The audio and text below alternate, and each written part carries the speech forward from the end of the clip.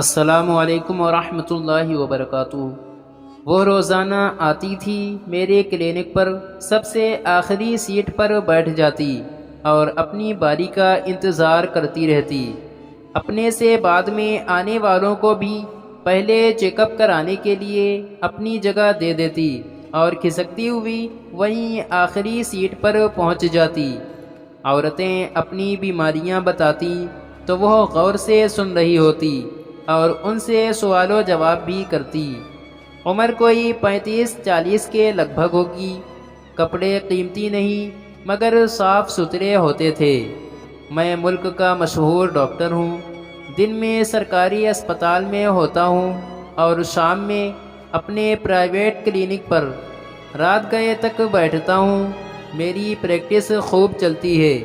لوگ کہتے ہیں کہ اللہ نے میرے ہاتھ میں شفا رکھی ہے۔ میری فیس عام آدمی کی پہنچ سے دور ہے۔ میرا گھر میں انتظار کرنے والا کوئی نہیں ہے، اس لیے میرا زیادہ وقت کلینک پر ہی گزرتا ہے۔ بیوی 2 سال پہلے فوت ہو چکی ہے، جبکہ بیٹیوں کے فرائض میں ادا کر چکا ہوں۔ دونوں اپنے گھروں میں آباد ہیں۔ وہ بلا ناغہ تقریباً 1 سے 1.5 گھنٹہ کلینک پر بیٹھتی اور پھر چلی جاتی، بغیر چیک اپ کرائے اور دوا لیے۔ آج میں نے ارادہ کیا کہ اسے پوچھوں گا کہ وہ کیا کرنے آتی ہے۔ بی بی آپ بتائیں۔ میں نے اپنی مریضہ کو دوسری طرف بٹھا کر اسے اشارہ کیا۔ وہ میری طرف دیکھنے لگی۔ میں نے کہا جی میں آپ کو ہی بلا رہا ہوں، آئیں اب آپ کی باری ہے۔ وہ اٹھی اور تقریباً گھسٹتے ہوئے قدموں سے میرے پاس آ کر کھڑی ہو گئی۔ میں نے کہا بیٹھیں۔ وہ نہ چاہتے ہوئے بیٹھ گئی۔ جی بتائیں کیا مسئلہ ہے؟ اس نے گلا صاف کیا اور نپے تلے لہجے میں بولی، ڈاکٹر جی آپ بہت بڑے ڈاکٹر ہیں، میں غریب عورت آپ کی فیس نہیں دے سکتی اور میں یہاں اپنا علاج کرانے نہیں آئی۔ میں نے کہا تو پھر یہاں کیا کرنے آتی ہیں؟ اس نے کہا ڈاکٹر صاحب میں پیرا گوٹھ میں رہتی ہوں، وہاں کوئی ڈاکٹر نہیں ہے۔ پچھلے دنوں بستی میں ہیضہ پھوٹ پڑا، کئی ماؤں کی گود اجڑ گئی کیونکہ ہمارے گوٹھ میں کوئی ڈاکٹر نہیں۔ میری شانو بھی مر گئی اسی بیماری کی وجہ سے۔ وہ رونے لگی۔ مجھے لگا وہ مجھے بستی کے لوگوں کے علاج کے لیے اصرار کرے گی، مگر میرے پاس نہ تو وقت تھا اور نہ ہی جذبہ۔ میں کیسے اپنا چلتا ہوا کلینک چھوڑ کے اس کے ساتھ اس کی بستی کے لوگوں کا علاج کرنے چلا جاتا۔ اسی خدشے کے پیش نظر میں نے پہلے ہی صاف جواب دینا مناسب سمجھا۔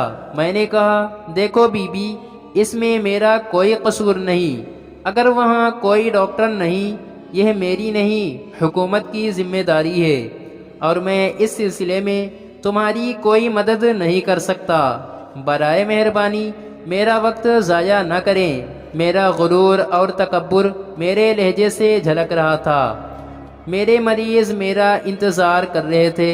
میں نے جان چھڑانے کی غرض سے ذرا غصیلے لہجے میں کہا بی بی جب کوئی بیماری نہیں، کوئی کام نہیں تو یہاں کیا کرنے آتی ہو؟ میرا کتنا ٹائم ضائع ہو گیا تمہاری وجہ سے۔ اس نے چند ثانیے میرے چہرے کو دیکھا۔ اس کے چہرے پر حیرانی صاف پڑھی جا رہی تھی۔ شاید اسے مجھ جیسے اعلیٰ درجے کے ڈاکٹر سے ایسے گھٹیا پن کی امید نہیں تھی۔ وہ گویا ہوئی، ڈاکٹر جی آپ کے پاس جو مریض آتے ہیں میں ان سے باتوں باتوں میں ان کی بیماری کے متعلق پوچھتی ہوں۔ جو دوائی آپ ان کو تجویز کرتے ہیں اس کا نام بھی پوچھ لیتی ہوں۔ اس طرح روز 1-2 مریض سے میری بات ہو جاتی ہے۔ گھر جا کے میں بیماری اور دوائی کا نام کاپی میں لکھ لیتی ہوں۔ پوری 5 جماعتیں پاس ہوں۔ پھر اگر بستی میں کوئی بیمار ہو جاتا ہے تو میں بیماری کے حساب سے آپ کی بتائی ہوئی دوائی انہیں لا کر دے دیتی ہوں۔ میری شانو تو مر گئی مگر میں کسی اور کی شانو کو مرنے نہیں دوں گی۔ یہ کہہ کر وہ تو کلینک سے چلی گئی، مگر میری اعلیٰ تعلیم اس کی 5 جماعتوں کے سامنے ہیچ ہو گئی تھی، میری بھوک مر گئی۔ مزید اچھی ویڈیوز دیکھنے کے لیے ویڈیو کو لائک اور چینل کو بھی سبسکرائب کریں۔ شکریہ۔